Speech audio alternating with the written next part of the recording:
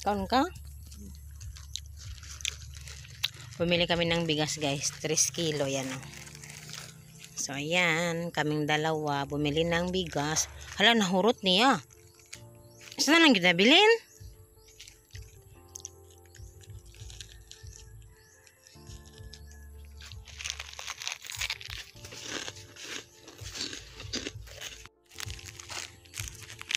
Dong.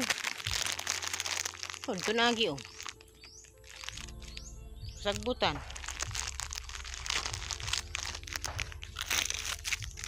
Gutom ko guys, ukoy paniod to.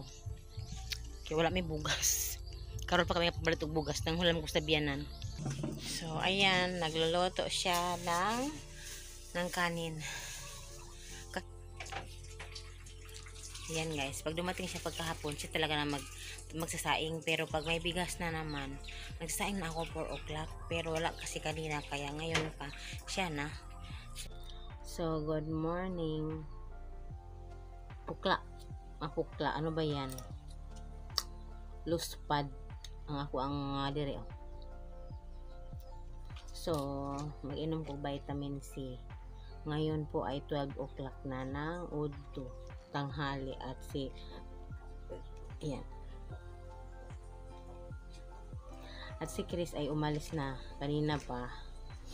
Hindi niya ako iniwan kasi kanina umaga medyo mababa yung ating ano guys. Hindi naman sa pag-inarte guys. Uy, sahay minsan yung nanonood ka lang ng video sa Facebook, yung mga pinagdadaanan ng mga ano mo, tapos may makausap ka na pareho pala kayo ng pinagdadaanan. Pareho talaga kami. Kasin ko siya, close kami na kasin, pero nagkahiwalay kami kasi andito ako sa kanila. Chris 7 years na, tapos siya sa amin lang. Pero sobrang close talaga kami nung dalaga pa siya, tapos nag-asawa siya, wala na ako sa amin. So nagkausap kami, nagka-share ng mga nararamdaman. Pareho pala kami. Siya nagpa-doktor na siya. At sabi niya, kahit anong pa-doktor niya, hindi talaga siya gumagaling dahil sa sobrang anxiety niya at pagpapanik. So, heartburn din yung sa sikmura. So, ako din, pinapayuhan niya. Sabi ko ako, pareho talaga kami na nararamdaman, yung magsusuka na walang sinusuka, pag sobrang kabog, yung takot lumabas mag-isa, yung lahat-lahat. Pareho kami na pinagdadaanan. Tapos, na emotional lang ako kasi nag-post siya sa Facebook na medyo down siya ngayon. Tapos may nag-comment na isa naming pinsan na huwag daw ganyan kasi may mga naluluka daw ng ganun dahil sa ganyan pa depress. May ano daw nga doon yung sinasaksak yung mga hindi alam na ng saksak pala kasi ganun. Huwag daw magpaka no, hindi kasi ganun na ano ako ba na para bang oo, kailangan naming lumaban, kailangan naming magpakatatag, pero yung comment na ganun na iano sa amin, hindi po kasi yun ganun lang kadali. Pagsabihin mo sa amin na huwag ganun, hindi po kasi ganun yun.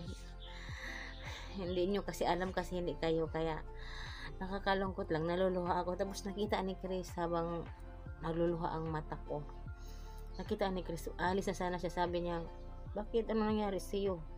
Yung wala, ganun lang naman talaga ako dito pag mag-isa minsan. Emotional, sabi ko sa kanya, hindi siya umalis. Sinamahan pa niya ako. Tapos ayun. So, yun lang. Share ko lang. So, inom muna ako ng vitamin C. Non-acidic po ito. Ayan, oh. Ganyan siya, oh. Non-acidic. Babaliktad pa, non-acidic vitamin C.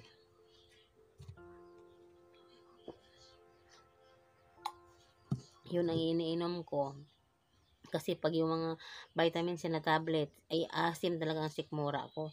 Ngayon nga, maasim ng sikmura ko.